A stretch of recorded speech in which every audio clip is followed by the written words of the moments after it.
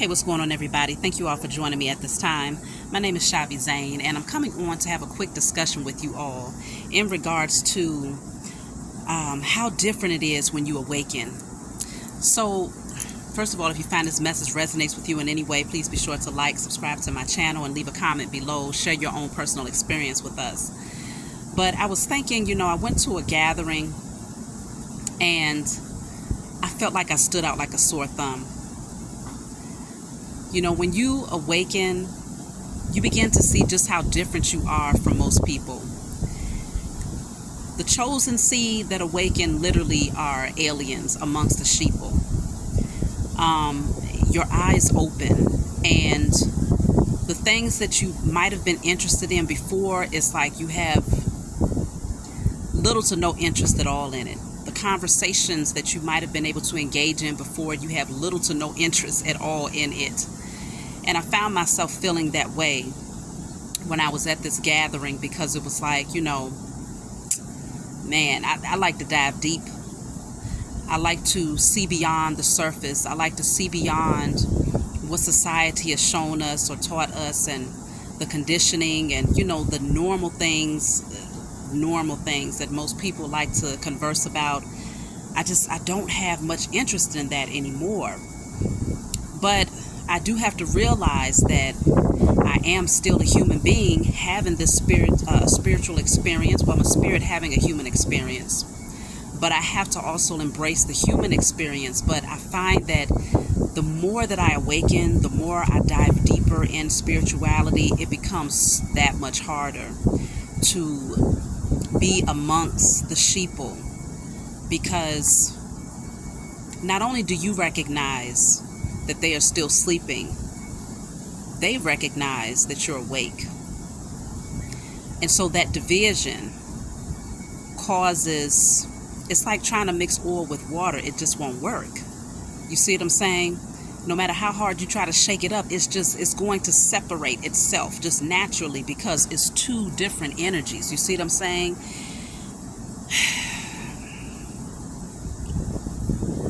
I'm pretty sure I'm not the only one that feels this way. But I will say, it's something that you have to get used to, because unless you plan on going backwards and dozing back off in order to appease the energies of the sheeple, then it's going to become more and more clear just how different you are now that you have awakened. Okay.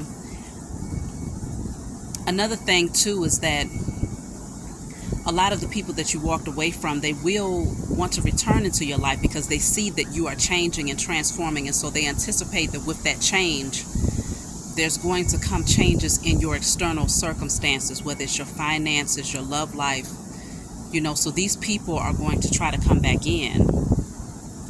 They're going to want a piece of that inheritance that they anticipate is coming to you.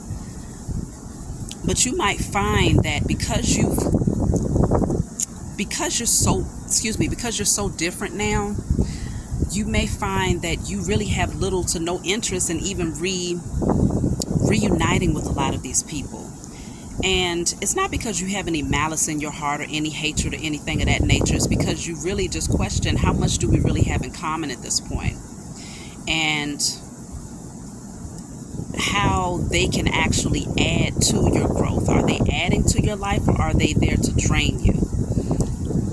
Because because of who you are and the wisdom that you have a whole lot to add to their lives if they're open to taking that wisdom and utilizing it to change their circumstances, then sure. But the fact of the matter is, a lot of the people from your past, they don't really respect the wisdom that you have.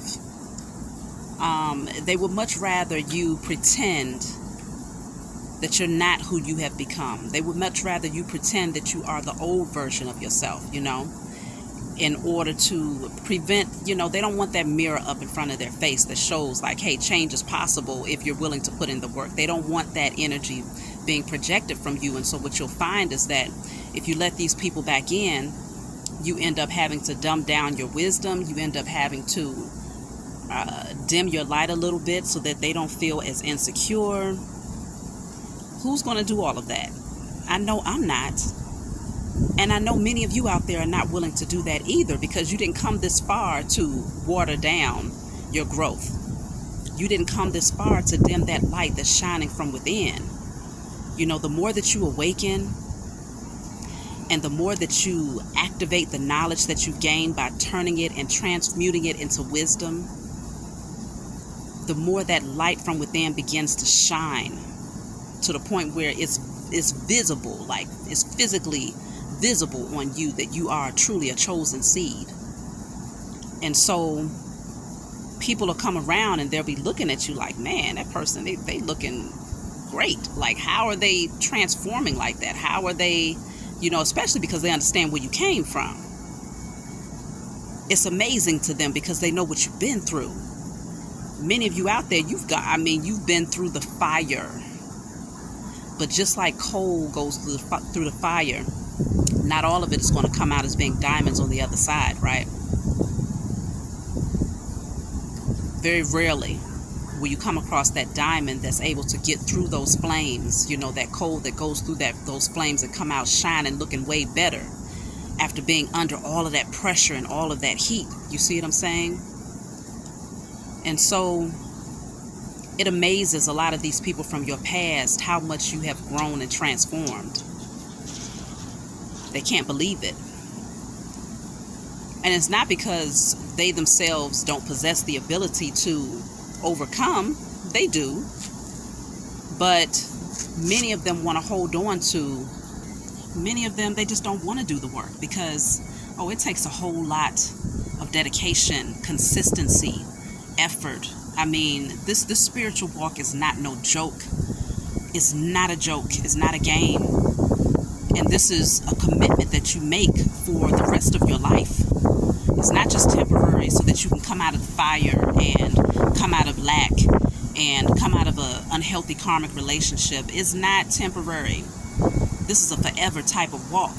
When you awaken, there is no going back to sleep. Because see, the chosen, we can't afford to go back to sleep. We go back to sleep and we're going to get hit upside the head with some major repercussions because the Most High Mother and Father is not having it.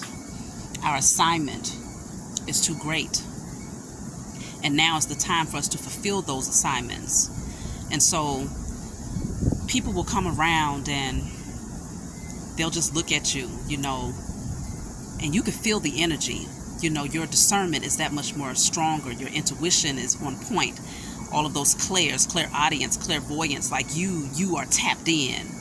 So you know when somebody is not really liking you too much and someone is hating on you or sending you the evil eye, you can feel it. But they'll smile in your face and give you this. They want to make you believe that they support you and that they really desire to be a part of your life for positive reasons. But what they really want is to see what you're up to. How did you get to where you are today? What are you doing? And it's nothing wrong with observing someone who has gone through the trenches and now stands at the top, now has victory and now has success. There's nothing wrong with wanting to observe how they got there.